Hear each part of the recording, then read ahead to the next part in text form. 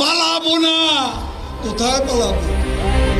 পালাবো না, কোথায় পালাবো, এমনই বলেছিলেন আওয়ামী লীগের সাধারণ সম্পাদক ওবায়দুল কাদের। কিন্তু সরকার পতনের পর থেকেই তিনি অন্তরালে। কেউ বলছেন ওবায়দুল কাদের ৫ আগস্টই যশোর সীমান্ত দিয়ে ভারতে চলে গেছেন, কেউ দাবি করছেন তিনি সংযুক্ত আরব আমিরাতে অবস্থান করছেন। আবার কিছু সূত্র বলছে তিনি গণঅভ্যুত্থানের পরও ৩ মাস ৫ দিন দেশেই ছিলেন। নানা গুঞ্জনের মাঝে এবার প্রবাসী সাংবাদিক ইলিয়াস হুসাইন প্রকাশ করলেন চাঞ্চল্যকর তথ্য, যা বদলে দিতে পারে পুরো পরিস্থিতি। সোমবার সকালে নিজের ভেরিফাইড ফেসবুকে দেওয়া এক পোস্টে ইলিয়াস হুসাইন দাবি করেন তিনি ওবায়দুল কাদের দেশে থাকার খবর জেনেছেন। পোস্টে ইলিয়াস লিখেন, অত্যন্ত বিশ্বস্ত সূত্রে জেনেছি ওবায়দুল কাদের দেশে আছেন।